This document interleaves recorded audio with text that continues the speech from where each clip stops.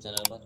आज की क्लास में करवाने वाले हैं कक्षा 2.4 एक्सरसाइज का हम क्वेश्चन नंबर 10 कराने वाले हैं।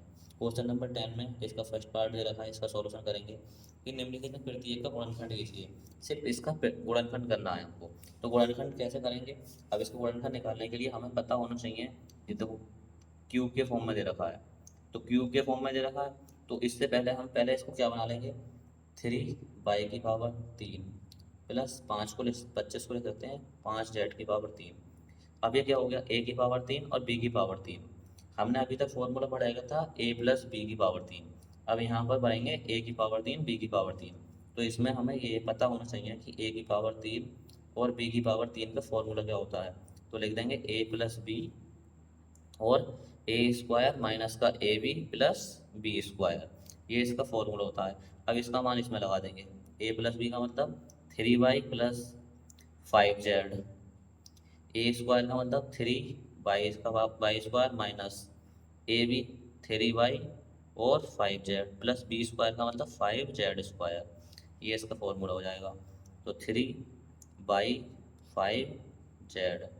अब इसका खोल देंगे इसको, 3 का स्क्वायर मतलब 9y स्क्वायर माइनस का 15y z प्लस का 25z स्क्वायर, ये इसका फॉर्मूला, ये प्रसारित रूप हो जाएगा, मतलब गुणनखंड रूप हो जाएगा। तो सिर्फ हमें क्या करना है, सिर्फ हमको पता होना चाहिए कि a/3 और b/3 का फॉर्मूला क्या होता है। इस फॉर्मूले से ये क्वेश्चन हो जाएगा। हर क्वेश्चन में एक फॉर्मूले का यूज हो रहा है, सारी सर्वसमीकाएं यूज हो रही हैं। सर्वसमीकाओं को एक बार जरूर याद कर लें, मैंने चैप्टर के ही इंट्रोडक्शन में सर्वसमीकाएं कराई हैं। अब क्वेश्चन नंबर 10 का 1 हो गया, इसका सेकंड पार्ट देखेंगे। तो क्वेश्चन नंबर 10 का सेकंड पार्ट देखेंगे। सेकंड पार्ट में दे रखा है 64m/3 और 343n/3। तो अब इसमें भी ये यूज करेंगे। तो ये यूज करेंगे तो कैसे करेंगे देखेंगे इसका सॉल्यूशन। तो हमें पता है कि a/3 प्लस b/3 कितना होता है, a प्लस बी और ए स्क्वायर माइनस का ए बी प्लस का बी स्क्वायर, ये फॉर्मूला यूज होगा। अब इस फॉर्मूले का यूज करके पहले इसको फिर सारे दुख करेंगे। 64 का क्यूब मतलब 4m, ठीक। 743 मतलब 343 कितना हुआ, 7m, 7n/3, ये होगा। अब इसको सॉल्व करेंगे, इसको a/3 b/3, इसको a मान लो, इसको b मान लो। इसमें लगा देंगे अब a प्लस बी मतलब 4m प्लस कितना हो जाएगा, ये यहाँ पर क्या हो गया, a माइनस बी वाला फॉर्मूला हो गया। तो a माइनस बी वाले फॉर्मूला यहाँ पर, यहाँ माइनस का चिन्ह है, तो हम यहाँ पर a/3 माइनस b/3 वाला फॉर्मूला लगा देंगे। तो a/3 b/3 माइनस फॉर्मूले में क्या होता है कि जो ये है a माइनस बी और यहाँ पर प्लस आ जाएगा, बस मिस्टेक हो गई थोड़ा, मैंने ध्यान नहीं दिया। a माइनस बी और a प्लस यहाँ पर b आ जाएगा, तो क्या हो जाएगा a माइनस बी। तो लिख देंगे 4m माइनस का 7n। अब ब्रैकेट ए स्क्वायर मतलब 4m का square plus A B 4m into 7n plus B square का मतलब 7n का स्क्वायर, ये हो जाएगा 4m माइनस का 7n। अब ये देंगे 4m का मतलब 16m² plus 7×4 = 28mn plus 49n², ये इसका आंसर हो जाएगा। ये इसका आंसर हो गया। तो क्वेश्चन नंबर 10 कंप्लीट हुआ। अब क्वेश्चन नंबर 11 पर चलते हैं। अब जैसे 11 क्वेश्चन दे रखा है कि इसका सॉल्यूशन करना है, गुणनखंड करने हैं इसके। अब गुणनखंड कैसे करेंगे इसको देखेंगे हम। तो गुणनखंड कैसे करते हैं, तो गुणनखंड करने की मैंने आपको कई विधि बताई हैं।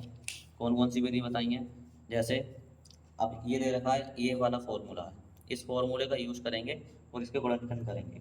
तो मैंने सर्वसमीका, आपको एक सर्वसमीका कराई थी कि पहले तो इसको सही करके लिख लेंगे बाद में। पहले इसका सर्वसमीका थी कि a/3 plus b/3 plus c/3 minus का 3abc, उसमें एक्स वाई भी थे, ए बी सी ले सकते हैं, एक्स वाई ले सकते हैं। क्या थी, a plus B plus C, A square plus B square plus C square minus का ए बी माइनस का बी सी माइनस का सी ए, ये फॉर्मूला था। इसी फॉर्मूले से आधार पर हम इसके गुणनखंड करेंगे। तो इसको कैसा लिख लेंगे हम, ये 3x की पावर 3 हो जाएगा, ये y की पावर 3 हो जाएगा, प्लस z की पावर 3 हो जाएगा, और ये 3 इंटू 3a मतलब 3x/z होगा, ये हो जाएगा। अब इसको इस रूप में लिख देंगे, तो इस रूप में कैसे लिखेंगे, a प्लस बी मतलब 3x plus Y plus Z, ये आ गया। अब क्या, ए स्क्वायर का मतलब 3x² प्लस बाई, बी का स्क्वायर मतलब बाई स्क्वायर, प्लस जेड का मतलब क्या हो गया, Z², सी का मतलब Z², माइनस का ए बी 3x और 3y, 3x और y, माइनस का B C y into Z, minus का सी ए जेड इंटू 3x, ये आ जाएगा। ठीक, ये आ गया। अब इसको आगे सोल्व करेंगे, आगे के सोल्व दे रखा है, आगे सोल्व कर लेंगे इसको। तो 3x plus Y plus Z, ये आ गया। अब यहाँ से 3x² मतलब 9x² plus y² plus z² minus 3xy minus का yz माइनस का 3zx, ये इसका प्रसारित रूप हो जाएगा। ऐसे ही हमने पहले कुछ क्वेश्चन में करा जो इसका होता है, तो ये हो गया इसका। इसी तरीके से हम कर सकते हैं। तो क्वेश्चन नंबर 11 था, इसका गुणनखंड हमने बना लिया। आई होप कि अब ये ये वाली सब समीकरण, ये वाली ये यूज हुए इसमें, तो ये वाला यूज हुआ, हमने इसको इस तरीके से हमने गुणनखंड कर दिए इसके। इसमें आगे तो कर नहीं सकते, यही इसका आंसर हो जाएगा, यही इसका आंसर हो जाएगा। अब क्वेश्चन नंबर इसका सेकंड ये दे रखा है, 11 क्वेश्चन था ये। तो 11 क्वेश्चन में हमने गुणनखंड बनाने थे, इसके गुणनखंड बना दिए। आई होप कि आपको ये समझ में आया होगा। ठीक, अब क्वेश्चन नंबर 12 पर चलते हैं। क्वेश्चन नंबर 12 दे रखा है इसमें। अच्छा चलो, अब क्वेश्चन नंबर 11 था। आई होप कि आपको क्वेश्चन समझ में आया होगा 10 और 11 के लिए।